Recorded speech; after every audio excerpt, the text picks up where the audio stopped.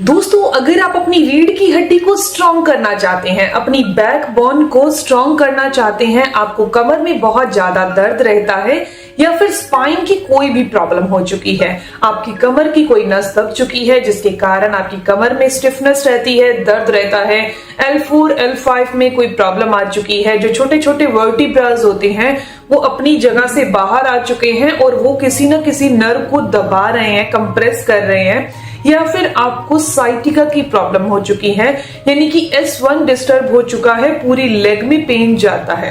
तो आज मैं आपको एक ऐसी सिंपल सी टेक्निक बताने वाली हूं जिसका अगर आपने नियमित तौर पर सुबह 5 मिनट और शाम को 5 मिनट इसे किया तो ये आपकी स्पाइन को यानी रीढ़ की हड्डी को बहुत स्ट्रॉन्ग बना देगी।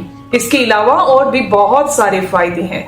नियमित तौर पर जिस इंसान ने भी इसे किया है 7 से 8 दिन करने के बाद रिजल्ट बहुत अच्छा आता है। लेकिन एक चीज का जरूर ध्यान रखिएगा कि पहले दिन भी आपको इसका रिजल्ट मिल जाएगा, लेकिन 7 से 8 दिन रेगुलर जरूर करिएगा। बिना बीच में गैप किए नियमित तौर पर अगर 7 से 8 दिन कर लेते हैं तो बहुत अच्छे रिजल्ट मिल जाते हैं। दोस्तों, सबसे पहले ये जान लेते हैं कि आखिर रीढ़ की हड्डी जो है उसमें प्रॉब्लम क्यों आती है, यानी वर्टिब्रास अपनी जगह से बाहर क्यों होते हैं, कमर में दर्द क्यों होता है, किस इंसान को ये समस्या ज्यादा होती है और इसको कैसे ठीक किया जा सकता है। ये वीडियो ज्यादा से ज्यादा 5 से 7 मिनट की रहने वाली है, तो पूरा एंड तक जरूर देखिएगा ताकि आपको इसकी सारी जानकारी मिल सके।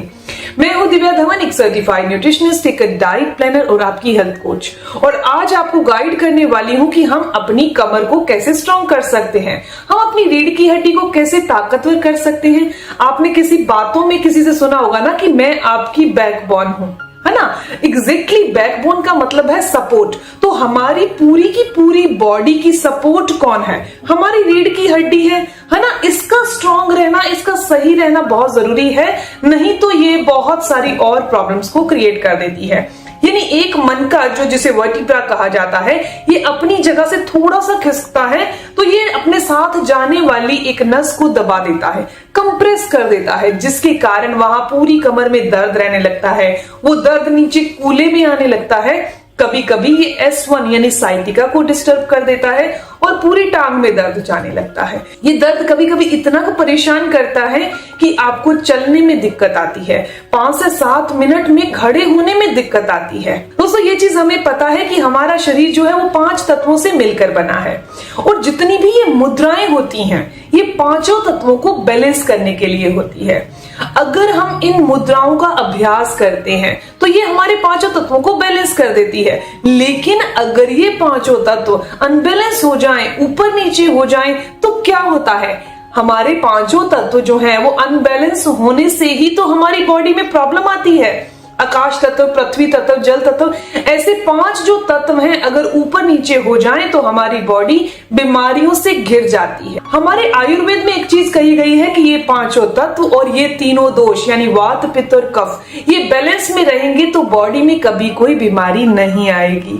दोस्तों, आज मैं आपको बताने वाली हूं कि आप अपने 5 तत्वों को बैलेंस में करके अपनी बॉडी में जितने भी कमर के दर्द, जितना भी स्पाइन का प्रॉब्लम है वो कैसे ठीक कर सकते हैं। हमें अपनी रीढ़ की हड्डी को मजबूत करने के लिए मेरुदंड मुद्रा करनी होगी और ये मुद्रा दोनों हाथों में अलग अलग पोजीशन में की जाती है। मैं आपको करने का तरीका बता रही हूँ। 5-5 मिनट के लिए करनी है, 5 मिनट सुबह करनी है और 5 मिनट ही आपने शाम को करनी है। सबसे लिटिल फिंगर जो होती है यानी कि सबसे छोटी फिंगर, और उसके साथ जो मिडल फिंगर होती है, रिंग फिंगर के साथ जो मिडल फिंगर यानी सबसे बड़ी फिंगर होती है, इनको अंगूठे की यानी कि थंब की टिप पर लगाना है। बाकी की दोनों फिंगर्स जो रहती हैं वो खुली रहती हैं। इस तरीके से ये आपने राइट हैंड में करना है। बिकॉज मेरुदंड मुद्रा को जब बनाया जाता है यानी कि हम अपनी रीढ़ की हड्डी को स्ट्रॉन्ग करने के लिए, कमर दर्द जैसी समस्या को दूर करने के लिए इस मुद्रा को बना रहे हैं, तो दोनों हाथों में अलग अलग मुद्राएं यानी कि शेप्स बनाए जाते हैं। तो फर्स्ट ऑफ ऑल इस तरीके से करना है, ओके। यानी कि जो रिंग फिंगर है और इंडेक्स फिंगर है वो सामने रहेंगी और बाकी आपस में मिली रहेंगी। इसके अलावा जो हमारा दूसरा हाथ है यानी कि हमारा लेफ्ट हैंड है, उसमें जो इंडेक्स फिंगर होती है, फर्स्ट फिंगर, और थंब जो है, ये इंडेक्स फिंगर थंब की जड़ में लग जाती है। इस तरीके से इसे किया जाता है। इन मुद्राओं का अभ्यास ऐसे नहीं रखना है, एग्जैक्टली ऐसे अपने जो घुटने हैं वहां रखा जाता है और लंबी सांस ली जाती है, लंबी गहरी सांस लेनी होती है और लंबी गहरी सांस ही हमने छोड़नी है। अगर आप अपने फेस पर स्माइल रख सकें, इसके साथ साथ एक छोटा सा काम और कर सकें, आपने अपने मन में एक फील करना है कि मेरे रीढ़ की हड्डी जो है वो हील हो रही है, मेरी रीढ़ की हड्डी स्वस्थ हो रही है, अब मुझे कमर दर्द से संबंधित कोई समस्या नहीं है, मैं बिल्कुल स्वस्थ हूँ। ऐसी फीलिंग के साथ अगर आप मेरुदंड मुद्रा को नियमित तौर पर 5 मिनट सुबह और 5 मिनट शाम को करते हैं तो पहले ही दिन में असर आपके सामने होगा। अभी वीडियो देखते देखते भी आप इसे कर सकते हैं। आंखें बंद करिए, फील करिए कि आपकी रीढ़ की हड्डी बिल्कुल स्वस्थ है, किसी तरह का कोई ऑपरेशन, कोई दवाई लेने की जरूरत नहीं पड़ेगी अगर आप अपने पांचों तत्वों को बैलेंस करने के लिए इस मुद्रा को बनाकर फील करना शुरू करते हैं। दोस्तों, ये जानकारी, ये इन्फॉर्मेशन यहीं तक थी। मैं उम्मीद करती हूँ, आशा करती हूँ कि जानकारी आपके लिए फायदेमंद होगी।